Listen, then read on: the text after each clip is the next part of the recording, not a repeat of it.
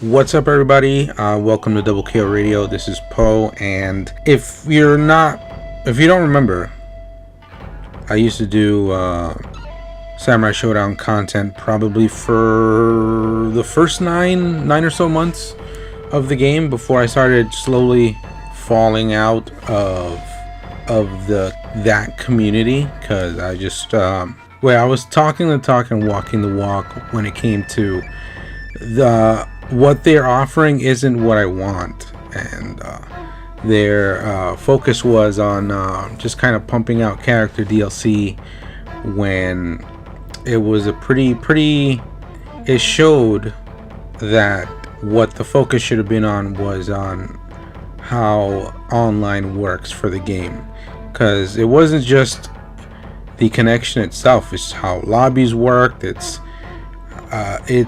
how matchmaking was, and with all those things combined, it just got worse and worse to try and find people to play, and it all just kind of circled around each other. Like, if there's the population goes down because the lobbies are confusing, and the internet also sucks, and then because of those two things, the player base drops, and then it just kind of, it's like it all goes together.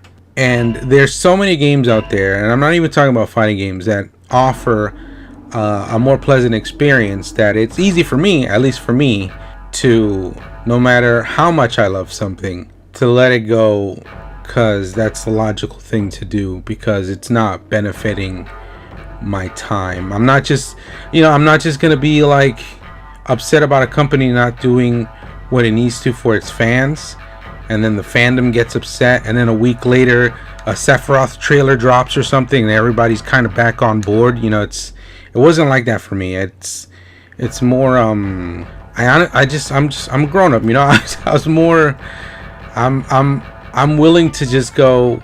As much as I love this game, I'm not going back until these certain things are fixed, so that my experience isn't a rough one most of the time I try to play the game. So this one's a shorter video. I'm assuming it's going to be mainly talking about the netcode. I don't know what else would be what goes into this what happened to Samurai Shodown. And I don't know what clips of people, of what content creators they'll talk to or whatever, but I'm assuming maybe Andy OCR, since he was top player for a long time, and he was streaming for Wednesday Night Fights for a couple of years. I don't know. I fell off, so I don't know what's going on right now, but we'll see. This game breaks my heart. Every time I see it, breaks my heart, because I really did enjoy the game and put effort into the game, and I haven't since for any other game. Let's get this started. I'll try not to ram my knuckles into the space bar. At least that's what it sounded like in the last video. So let's go.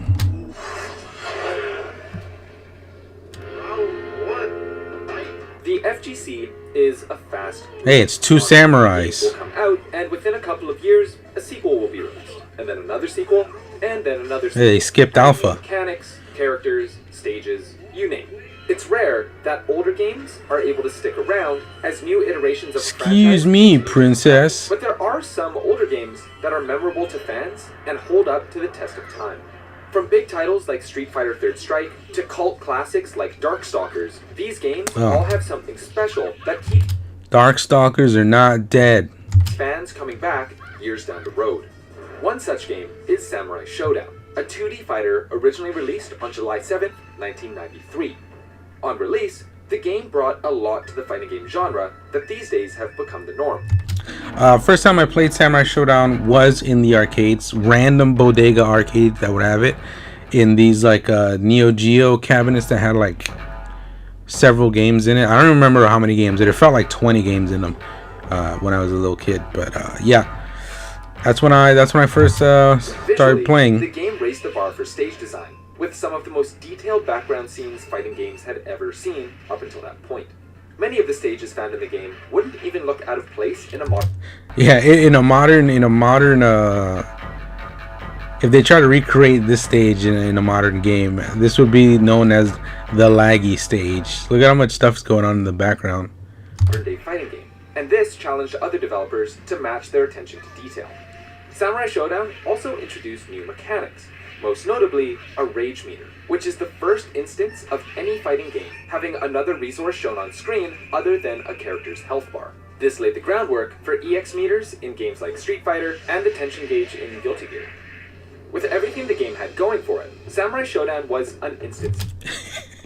This picture always cracks me up because it's so iconic, but it's like Haomaru just really didn't want to be there that day. Success in arcades. In Japan, it was the 6th highest grossing arcade game of the year, while in North America, it went on to be one of the top 5 highest grossing arcade games in 1994. Apart from the game's financial success, it was widely praised and won numerous awards, with many calling it not only the best fighting game of that year, but the best game overall. What set the game apart from many of its counterparts during the time was its simple weapon-based combat. Instead of huge combos and strings that most fighting games are centered around.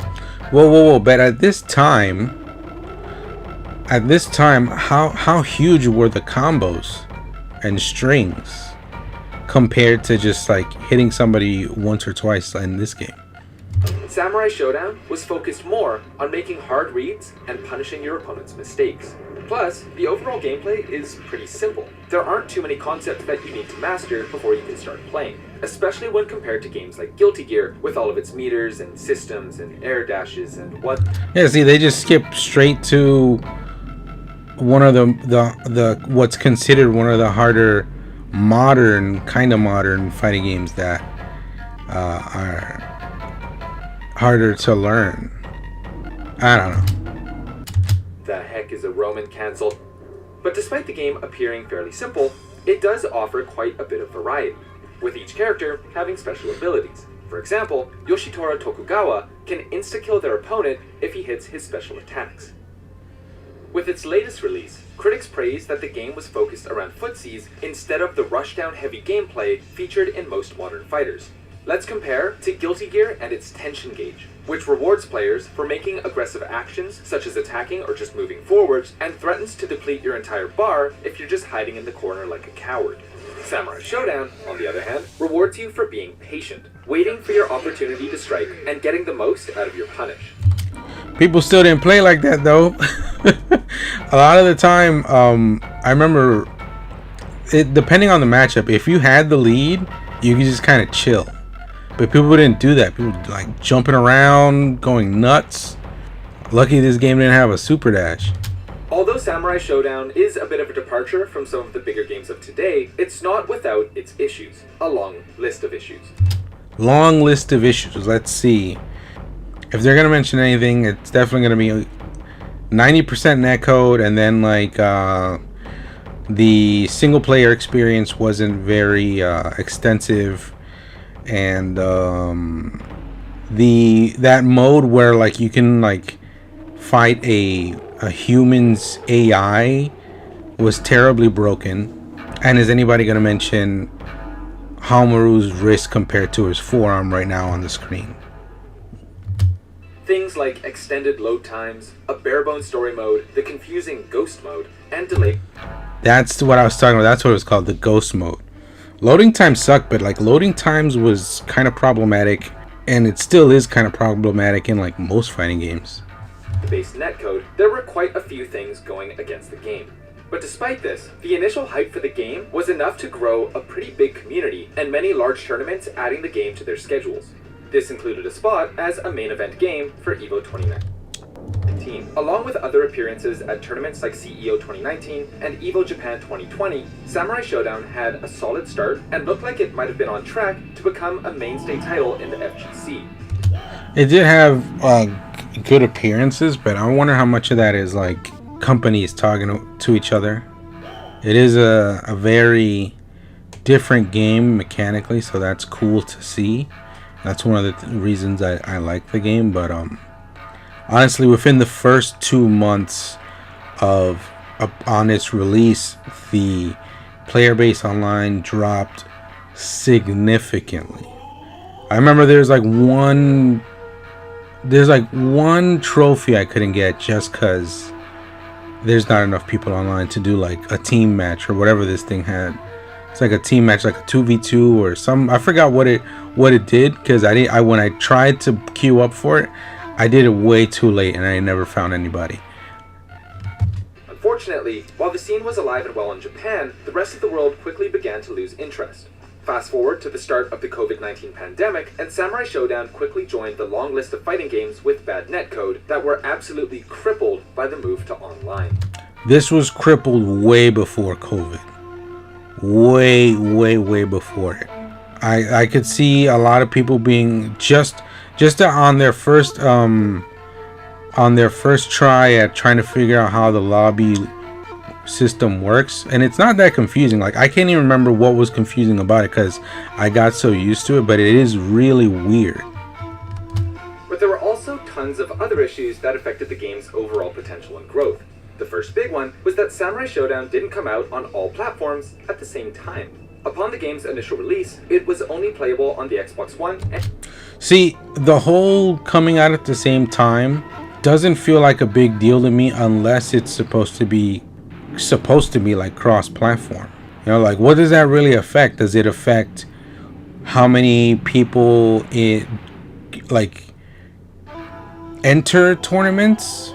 And tournaments aren't, like, when it comes to the success for a game, that those numbers aren't as important as how many units actually sell.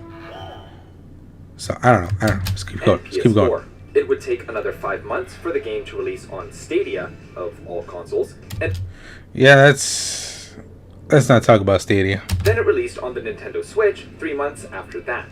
The staggered release date segmented the community, and when the game finally released on PC on June 11th, 2020... What segmented the community, though? Like, what made... Like Nintendo Switch people aren't gonna go to tournaments going, like, with their Switch going, hey, how come we're not on Switch and why is this on PS4? You know what I mean? I don't think that is a big deal. It sucks. But for the sake of a community, I think the big ones would be if it's for Xbox, for PS4, and there's crossplay, or if it's like Xbox and a Steam and it's crossplay. Because it's not like let's say PS4 came out first, right? What like Xbox people just don't have access to it anyway. So what's it dividing? You know what I mean? Like, they're not going to be fighting with each other anyway, so what is it dividing? I don't know. Maybe you guys could tell me in the comments on what the bigger picture is, because right now I'm just not getting it. It did so a year after the original release, in the middle of a pandemic, and was only available through the Epic Game Store, a service that virtually no other fighting game was on. It wasn't until a year after this PC release that players could actually get it on Steam, 2 years after the game first came out. That sucks. That really sucks. But again, it's like, if there was no crossplay, where, like, I don't see the big deal, because it's not like, what, people can't talk about it because, but like, my PC friend and my Xbox friend aren't gonna get into the game because they weren't able to talk to me about it for a couple months. But if we played it together at the same time but still separately because we were on separate systems, somehow that's better. I only think this affects actual tournament numbers, but I could be wrong. I don't know. I just woke up, guys. Come on, give me a break. When it did come out on Steam, it was dead on arrival. Currently, Samurai Shodown averages less than 10 players on Steam. Yeah, but if it all released at the same time, the way the netcode works is the problem. That's why there's no people. No matter, like, if it did take 2 years for it to come out on a different platform, but it had rave reviews on how it worked online, people will be playing it because there's good word of mouth for 2 years. The main reason? Well, Even though the game was 2 years old at this point and already in its third season of content, SNK decided that it was still worth more than full price, and the game was only available to buy in a bundle with DLC content. Alright, so I just started this music channel not so long ago to just kind of accumulate the most music I can for fighting games and put it into one place in YouTube. That's the idea. And then eventually make it into something else. When I couldn't find I had gotten this on disc because I was feeding for this game. So I got it early from a mom and pop shop. Physical copy, right? So I'm looking for it. I can't find it anywhere. So I'm like, alright, let me just see let me just see how much it is on PSN. Maybe if it's like $20, I'll go, alright, I'll do it. You know, it's because it's been a while and I haven't looked at the prices or anything. That thing is still $59.99 and all of its DLC still the exact same price, and it's been it was released before Grand Blue, right? I think so, like, or the same year or around the same time. I don't even remember anymore, but it was released around the same time as Grand Blue, and Grand Blue actually has price drop. This thing for some reason is still full price. I don't know what it is on Steam, but it's still full price for something you can't pay online. I strongly, like, I'm half joking when I say it, but I strongly think games that that fighting devs have that don't have rollback netcode should have a you can barely play this game online discount all the time. The cheapest of these bundles was $74. With the DLCs only adding new characters and nothing extra in terms of game modes, the high cost is laughable, especially for a game that has pretty much no active community and such poor online infrastructure. With the game modes too, I think they had one patch about a year ago maybe or so that had they did add mechanics, some type of mechanic that I don't even remember because I've fallen that out of the community. And when the last time I watched footage of this, I didn't really see people using it still. But what struck me as weird is they added this thing, but there's it's for what? There's no viewership for this game. What is the point in adding a mechanic to gameplay when nobody wants to watch the gameplay of it? I just think I think it's an odd choice, but maybe it's something they've had planned for a really long time, because I honestly feel that on how the game's endings were for each character, and they have that teaser for Amakusa, that there was a roadmap that they had since the beginning of the game that cycled all the way through to the Amakusa DLC character. But despite all the doom and gloom, there is a light at the end of the tunnel. For now, the game continues to receive support from its developers and recently completed its third season of DLC. Along with that, despite some misses, such as the initial addition of the guard crush mechanic, which that thing was met with some criticism, the game is also continuing to receive balance changes from time to time. In an interview after the game's release on the Switch, Yasuyuki Oda, the lead producer of Samurai Shodown, brought up that there are plans for the game's esports scene. They said, quote, "After the coronavirus is contained, we hope that we can work something out. While the netcode has ruined the That sounded very vague and very dismissive. Don't tell them bad news kind of thing. And then if it gets brought up later on, it's vague enough that we're not hard pressed to have to bring it up again, because it was so, it was set in such a gray area. Online experience, it's very possible that a return to in-person events and tournaments could be the spark the game needs to return to the spotlight. While the community is already starting to heal as in-person events return, it's yet to be seen if these same effects will occur for Samurai Shodown. But there's one last thing we need to mention, and while it might not be directly related, it does merit bringing up, and that is the ownership situation of Samurai Shodown developer SNK. Currently, the Misk Foundation, an organization owned by the Crown Prince of Saudi Arabia...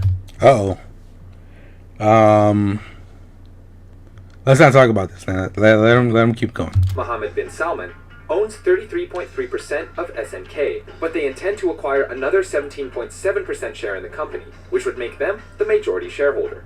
If and when this happens, SNK will effectively be under new ownership, which could drastically change the direction that the company is moving in. Whether that means less of a focus on Samurai Shodown and its esports scene in the future is unknown, but it's definitely something to think about.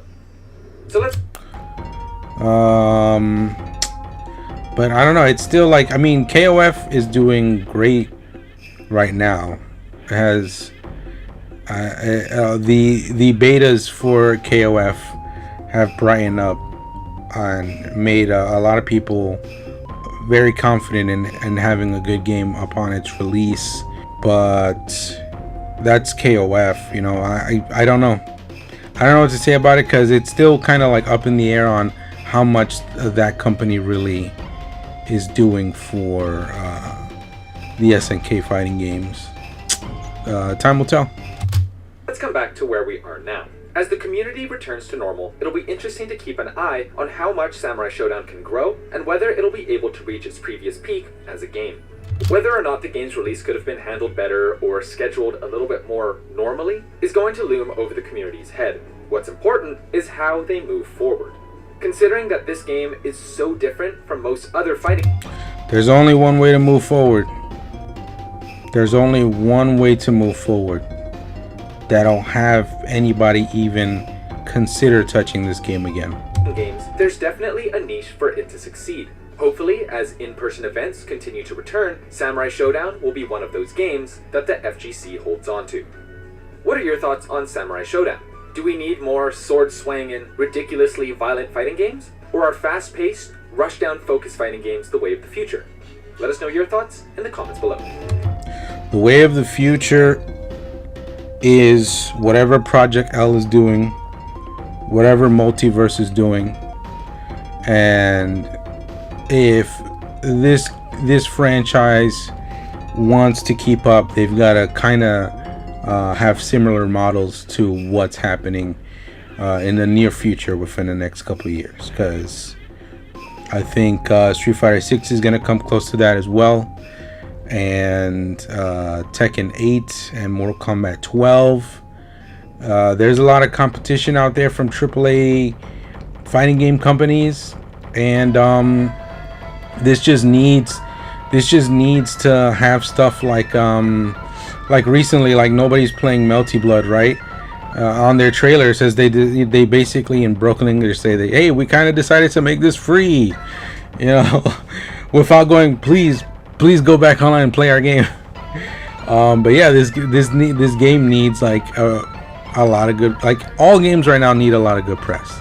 It needs to have very, very minimal, like less universal things that people have a problem with. Like if it's like specific things with the battle systems that people just kind of like are like, let's say content creators themselves are a little like, I prefer games to be a certain way, I prefer this, I prefer that, but this game is fun, but this game works online, but this game is worth your money if you like the aesthetic of the game, the way it looks, if you're interested in something that no other game has when it comes to mechanics with weapons and like disarming somebody else when you're fighting against them.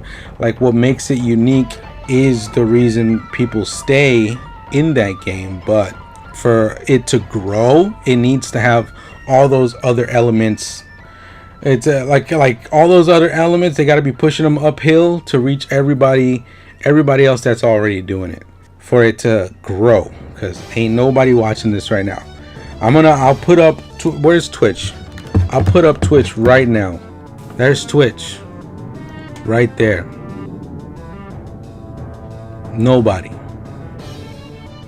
Nobody's streaming this game, and it breaks my heart. Thanks for watching, guys.